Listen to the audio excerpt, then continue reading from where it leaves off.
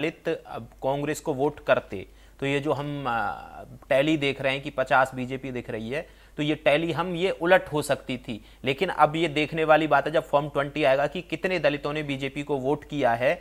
और अगर जो शैलजा जी बहुत ज्यादा एक्टिव रहती चुनाव प्रचार के दौरान, वो बिल्कुल एक्टिव नहीं थी, जिससे भी ये मैसेज भी गया दलितों में कि उनको एक तरह साइड लाइन किया जा रहा है, तो वो कांग्रेस को हो सकता है कि वो भुगतना पड़ गया हो। और फिर वो जब चुनाव से पहले दिल्ली मिलने के लिए आ गई सोनिया गांधी जी से, तो ये भी एक मैसेज गया कि उनको साइडलाइन करने की कोशिश की जा रही है। अपनी नाराजगी जताने के लिए सोनिया गांधी जी से मिली। और फिर बीजेपी ने भी इस मुद्दे को बहुत हवा दी कि वो 25 सितंबर को कांग्रेस बीजेपी ज्वाइन कर लेंगी, बीजेपी में आने के लिए तैयार है, बीजेपी उनका स्वागत करने के लिए तैयार बैठी है। बीजेपी की लीडरशिप ने भी इस चीज को खूब बढ़ा चढ़ा के पेश किया। तो हो सकता है भ्रम की स्थिति की वजह से भी और उनके खुद बहुत ज्यादा एक्टिव नहीं होने की वजह से भी दलित मतदाताओं में यह संदेश गया है कि कांग्रेस में उनको शायद साइडलाइन कर दिया जाए। इस वजह से भी हो सकता है कि वोट बीजेपी के पक्ष में चला गया हो।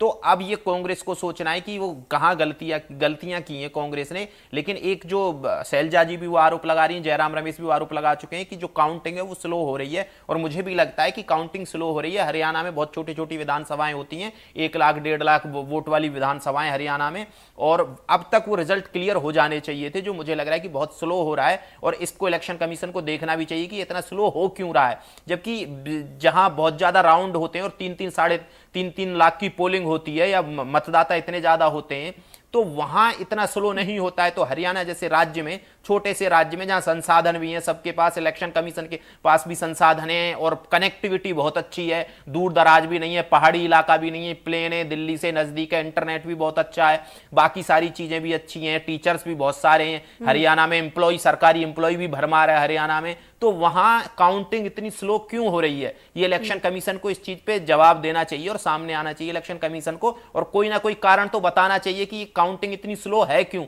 जहां 16 राउंड है वहां 16 राउंड में, और कमाल की बात यह है कि कहीं 50% पोलिंग हुई है, कहीं 60, 62, 61% पोलिंग हुई है। तो इतने कम वोट पोलिंग पे भी, और जहां कहीं 1 लाख वोट है, कहीं 1.5 लाख वोट है, बहुत ज्यादा शहरी सीटों पे थोड़ा ज्यादा वोट हो सकती है, ग्रामीण सीटों पे तो बहुत कम वोट है वहां, और वहां भी 50, 60, 61% मतदान हुआ है। तो इलेक्शन कमीशन को सामने आके इस चीज को क्लैरिफाई करना चाहिए। हरियाणा में 50 बीजेपी आगे, 34 कांग्रेस, तो ये रेशियो के को लेकर अगर बात करें तो काफी पीछे है वैसे अभी कांग्रेस। तो कुछ नहीं कहा जा सकता कि अगर वोटिंग, वो जो परिणाम आ रहे हैं, रुझान आ रहे हैं, धीमे आ रहे हैं या तेजी से आ रहे हैं, अगर तेजी से भी थोड़े आएंगे तो देखिए 50 सीटें आगे चल रही है। हाँ बिल्कुल, देखिए बहुत सारी ऐसी सीट हैं जहां 300-400 की लीड है बीजेपी की, और कांग्रेस की भी 1-2 सीट ऐसी है जहां 300-400 की लीड है। तो वो 300-400 की जो लीड है वो कब बदल जाए, कौन से राउंड में बदल जाए, कहा नहीं जा सकता है। इसीलिए अभी जब तक ये मान लीजिए 10 राउंड की कंप्लीट नहीं हो जाती है, 10 राउंड की कंप्लीट पे भी 300-400 वोट कभी भी बदली जा सकती हैं। 300-400 की जो मार्जिन है वो बहुत ज्यादा मार्जिन होता नहीं है, बहुत कम मार्जिन होता है, और एक बूथ ही उस चीज को मेकअप कर सकता है। तो जब तक 300-400 की जो टैली बनी हुई है, लीडिंग वाली जो टैली है, उसमें 300-400 कुछ लोग लीड कर रहे हैं, कुछ प्रत्याशी लीड कर रहे हैं, तो उनकी हार जीत का भी कहना मुश्किल हो सकता है। और ऐसी 5 या 6 सीट हैं, अगर जो 5 और 6 सीट इसमें जोड़ दें तो 41। अगर जो कांग्रेस वहां थोड़ा भी आंकड़ा बदल जाए, कांग्रेस के पक्ष में हो जाए, 1-2 बूथ ऐसा निकल के आ जाए कि कांग्रेस वहां बहुत अच्छे से परफॉर्म कर जाए और कांग्रेस को ज्यादा वोट मिल जाए, तो 304 पे कांग्रेस अचानक से लीड ले सकती है। और ये जो 34 दिख रहा है वो 41-42 कभी भी जा सकता है। नीता जी, 90 सीटें हैं हरियाणा विधानसभा में, मुझे तो कितनी अच्छा उम्मीदें हैं? अभी 50 तो आप आगे हैं। जी, मुझे बहुत अच्छा लगा राहुल जी। अभी इससे पहले हमारी बातचीत हो रही थी तो उन्होंने कहा यशस्वी प्रधानमंत्री के कार्य पद्धति का जो असर पड़ा है, और यही कारण है कि हरियाणा तीसरी बार भारतीय जनता पार्टी की सरकार बनने जा रही है। मेरी अपनी ओर से हमारे हरियाणा के सभी भाजपा के नेताओं को, पदाधिकारियों को, माननीय मुख्यमंत्री नायब सिंह सैनी जी, उनके सभी मंत्री और सभी निर्वाचित जनप्रतिनिधियों को मैं बधाई देना जा रहा हूं जो निर्वाचन की तरफ बढ़ रहे हैं।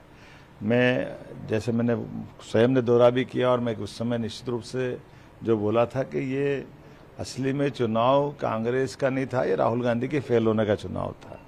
राहुल गांधी 1 बार, 2 बार, 3 बार जिस प्रकार से वो अपनी कार्यपद्धति लेके चलते हैं, उसके बलबूते पर जनता उसको बहुत अच्छे से जानती है, और भारतीय जनता पार्टी ने विकास के एजेंडे को आगे बढ़ाया है। किसी के बारे में हल्का बोलना नहीं, अपने काम को लेके आगे चलना। माननीय मनोहर लाल जी खट्टर ने भी यही लाइन रखी थी, नायब सिंह सैनी जी ने भी रखी है, और यही लाइन यशस्वी प्रधानमंत्री के नेतृत्व में हमने सबने डिजाइन की है कि हम सब मिलकर विकास की बात करते हैं और विकास की बात जनता पसंद करती है। इसीलिए भारतीय जनता पार्टी में एक बार फिर कमल खिलने जा रहा है।